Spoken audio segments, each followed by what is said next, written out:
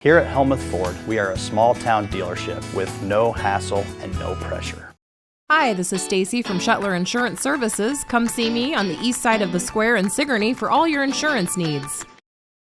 The Keswick Tavern is the place to be this Saturday night, April 12th, as singer-songwriter Kenny Falls will have an acoustic show from 8 to 11 p.m. And there's no cover charge. The Keswick Tavern is located at 117 South Irons in Keswick, Iowa. Meet your friends this Saturday night at the Keswick Tavern from 8 to 11 for singer-songwriter Kenny Falls. We hope to see you there.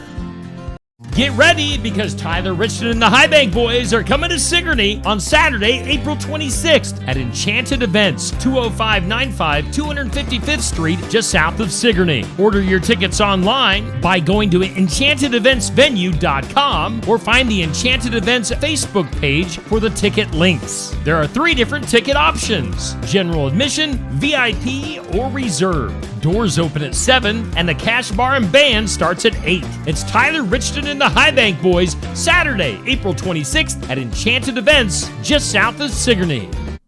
Bras for a Cause 2025 is Saturday, April 12th at the Carl Craft Civic Center in Hedrick. Dinner is provided by Bubba at 4:30. There's a free will donation, plus a silent auction from 4:30 to 9 p.m. And of course, the live bra auction starts at 6 p.m., modeling by the Hedrick Volunteer Firemen. All proceeds to benefit our local communities. For more information about Bras for a Cause 2025, contact Lori Hornback at 641-777-4252. And when I was 16 years old, that was when I learned that girls really, really like musicians. Right. And if you get a guitar in your back, they're jumping on too. Absolutely. And I was in love with this girl growing up, and I heard a rumor that she liked musicians. So I started to take it really seriously. And I got this idea in my head that I would teach myself how to play guitar, learn all of her favorite songs, and then ask her on a date. Sure. And so what I did is I taught myself how to play by watching videos on YouTube, learned every song that I knew she loved. Then I got all of her friends and my friends together in the parking lot of a Taco John's in my hometown of Mankato, Minnesota. And I put on this little concert. At the very end, I asked her out, and she said no. Oh, man. All that build up and then bam. Yeah, heartbreaking. But after she and all my friends left, the coolest thing happened. I ordered 30 tacos. I opened up the trunk of my car, and I sat in the trunk throwing myself this pity party, eating tacos and crying. And while I was doing that, this woman got off of work, and as she was pulling through the drive-thru, she heard me singing, and she got out of her car and came and asked if I would sing in her wedding as she walked down the aisle. And What? that was the moment that literally changed my entire life. She drove through and asked you right then and there to sing. Yeah, she got her food, pulled back around, rolled her window down, and then got out of her car and came and asked if I would sing in her wedding. Oh my God. Where's she from? Same area? Mankato? Yeah, same area. She's from Mankato. I don't remember her name, but if I saw her face, I'd recognize her. It was so long ago, but wow. That's amazing. So you taught yourself how to play guitar, all that good stuff. So how'd you start forming the way that you wrote music? Yeah, I mean, a lot of it started when I was 13. It started writing these really poorly crafted, overly emotional songs. And then as I kind of grew up and my taste in music solidified, and I realized what songwriting for me was all about. It's about telling a good story. Sure. It's about, and those stories, I want to have a positive influence on people and make an impact on people. That just started to kind of change as my perspective changed. And then about 5 years ago, I got sober from drug addiction. And that for me was when I finally found the purpose behind my music. I wanted to help people that either had been through the same kinds of anxiety, depression, addiction that I had gone through, or that were going through those things. I wanted to help kind of pull them up out of that space. Sure. It's a little easier to write when you got a clear head too, isn't it? Absolutely it is.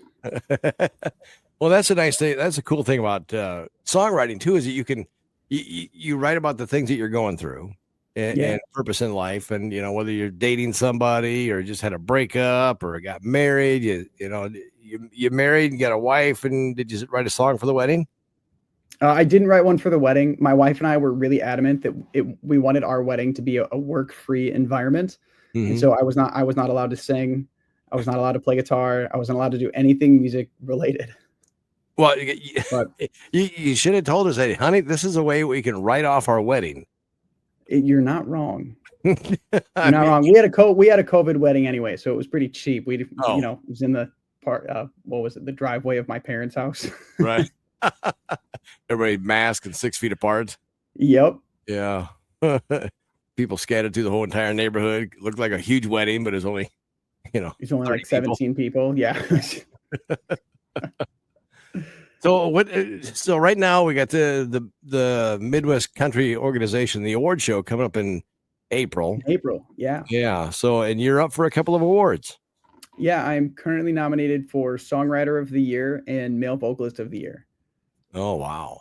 Ever been Yeah. nominated for it before? Yeah. I was nominated for New Artist of the Year last year. Okay. Okay. So if of all the awards that you're nominated for, the couple, which one would you really like to have? Male Vocalist of the Year is the one I'm most excited for. A good friend of mine, Jordan Beam, beat me out last year for New Artist of the Year, and I believe he's also up for nomination for Male Vocalist of the Year. So I'm hoping to start a little bit of a rivalry between us on who's getting the award year over year. He's kind of a stocky little dude, isn't he? He is, but he's wildly talented. He's an amazing performer. So Yeah. I like to give him a hard time because he is stocky. He looks like a little wrestler. yeah. Yeah. Do you know him well? I know him relatively well. Like Uh-huh. we don't like hang out, but we live, 500, 600 miles away from each other. So we don't hang out very often, but when we see each other on social media and stuff, we're always teasing each other in the comment section. Yeah. Oh, that's awesome. Well, good luck to you coming up April 12th. Tell us about some of the music you have out now that's been maybe played on the Midwest Country Organization, the originals, which we play on Wednesdays at noon and Saturdays at 6 p.m. So you get twice, and then plus we play Midwest Country artists all week long too, throughout the week, all day long. So Oh, I love it. yeah. Yeah. So I've had a couple of my songs played on the Midwest Country Music Organization syndicated show. But the newest one that just came out is called Please Pick Up the Phone. And it's kind of like a mashup between if Harry Styles and Post Malone had a baby, and then you threw that baby through like a country storytelling meat grinder. My song is what came out on the other side. Without the and it's tattoos. really- yes. And it all kind of got inspired for me. One of the things I do with my fans is I hold co-writing sessions with my fans so they can help me write my next song. And I also hold like one-on-one co-writing sessions. And I had a fan of mine that I was writing with. We were writing a song about an argument that he and his wife had gotten into. And for him, it was when he was getting in this big fight, and he slammed the door and walked out. And as soon as that door closed behind him, he immediately regretted what he had done. Sure. And I've been in situations like that 100 times. I mean, I think we all have fights like that, whether it's with friends or spouses or, significant others, whatever it is. And for me, I always regretted, like, I would call that person, 100 times, just like pick up so I can apologize and tell you how stupid I was, how dumb I was, and how sorry I am for not realizing this 15 seconds earlier when we were in the fight. And that's where this song kind of came from. It's telling the story of someone who was in that argument with their significant other, got a little too frustrated, emotions got the better of them, walked out the door, and now they're just begging and pleading to pick up the phone. I don't want this to be over.